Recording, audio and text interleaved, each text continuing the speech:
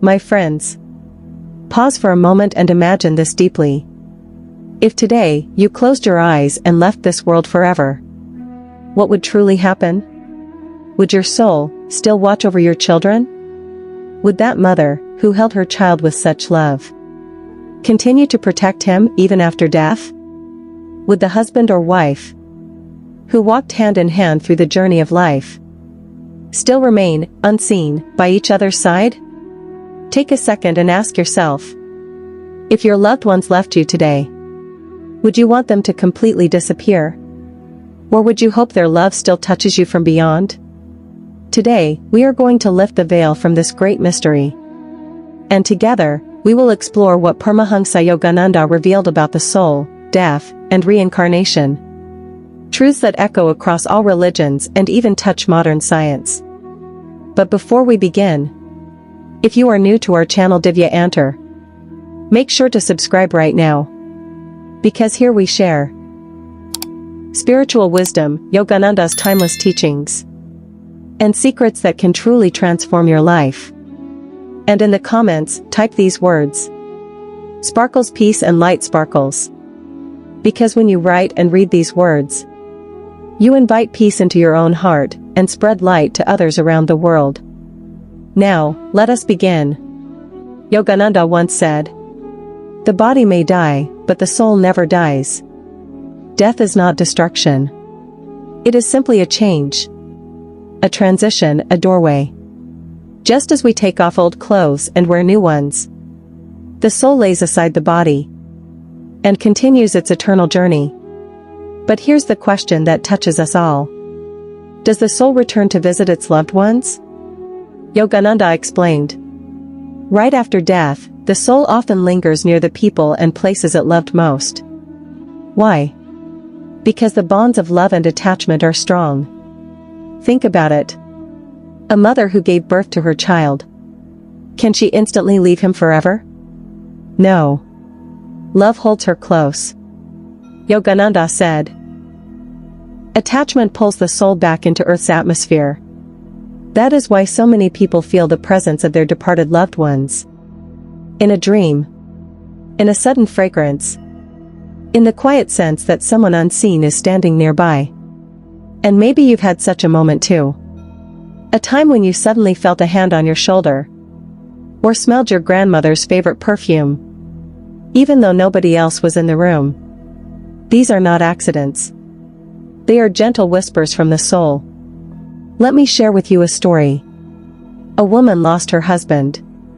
Her nights were filled with tears. One night, she dreamed of him. He appeared in white robes, smiling with calm eyes. He gently said, "Do not cry. I am still with you." The next morning, when she awoke, she felt the air itself carried his fragrance. Friends, this was not just imagination. This was soul speaking to soul. Yogananda said, dreams can be true meetings of souls. And today, even psychologists agree. Dreams often open a doorway to the subconscious and beyond. When grief is deep, the heart becomes more sensitive. And sometimes, that sensitivity allows us to feel the presence of those we've lost. According to Yogananda, souls visit us for 3 reasons. 1. Love, to reassure us, I am still with you. 2. Support, when grief weakens us, they come to strengthen us. 3. Guidance, through dreams, symbols, or sudden inspiration, they show us direction. Think about your own life. Have you ever had a dream of a loved one who had passed away? Maybe they said nothing, just smiled at you? And when you woke up, your heart was heavy, yet strangely peaceful? That was not random. That was their soul touching yours. But where does the soul go next? Yogananda explained. After death, the soul enters the astral realm. A world of light, beauty, and freedom, where everything moves at the speed of thought. There, the soul continues its learning and experiences the results of its past karma. Beyond this lies the causal realm, an even higher dimension, closer to pure spirit, where the soul becomes freer, lighter, more radiant. So death is not an end. It is a series of beginnings, each one taking the soul closer to ultimate truth. Even science today whispers of the same mystery. Thousands of people who went through near-death experiences have described floating above their bodies, seeing their loved ones, moving through a tunnel of light. Doctors once dismissed these as illusions of a dying brain. But now, more and more scientists admit, consciousness cannot be explained by the brain alone. It continues beyond death. Isn't it fascinating, my friends? What Yogananda taught a century ago is now being confirmed, little by science itself? And it doesn't stop there. Across cultures, we see children recalling details of past lives. Details later proven true. How could a 5-year-old describe events from decades before his birth? These mysteries hint at the same eternal truth. The soul never dies. And these truths are not limited to one tradition. In the Bhagavad Gita, Krishna says, just as a person changes worn-out garments for new ones, so does the soul discard the body and enter a new one. In the Bible, Jesus says, in my Father's house are many mansions. Many interpreters see this as realms or dimensions of existence, echoing Yogananda's description of the astral and causal worlds. In Buddhism, the cycle of birth and rebirth is called samsara, and the ultimate goal is liberation, nirvana.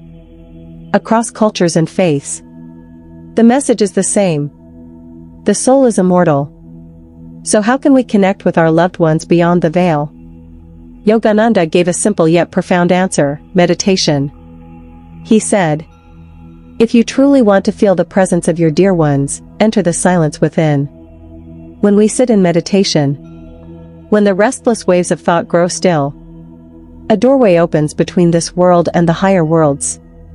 Many seekers have shared experiences, seeing their departed parents in deep meditation, feeling an invisible hand rest on their head, or sensing a radiant presence filling the room. These are not illusions. They are moments of real soul-to-soul contact. But remember, my friends, souls do not stay forever with us. Yogananda said, just as a student must move on to the next class, the soul too must move forward into its next realm. That is why, instead of holding them back with endless grief, we should send them forward with love. A simple prayer can help. O Lord, grant peace to this soul. May its journey ahead be filled with light. And never forget, our own actions determine our soul's path. Good deeds lift us upward. Harmful actions pull us back into cycles of rebirth. That is why Yogananda always reminded us, do good. Speak truth. Keep God in your heart. So my friends, now you know the truth. Yes, souls do come to visit their loved ones. They come in dreams, in whispers of intuition, and in the quiet depths of your heart. But they do not come to frighten. They come to love, to comfort, and to guide. So the next time you sense the presence of someone you loved and lost, don't be afraid. Smile. Because that soul came to bless you. And let us end with this thought. Death is not the end. It is simply the soul's next adventure. One step closer to the eternal home, where love never dies. If this message touched your heart, please give this video a like and subscribe to Divya Antar, so you never miss the light of spiritual wisdom and Yogananda's teachings. And in the comments, let us create a wave of positivity by writing together. Sparkles, peace and light sparkles. May your everyday be filled with love, peace, and blessings. Folded hands, thank you. Peace and light to all.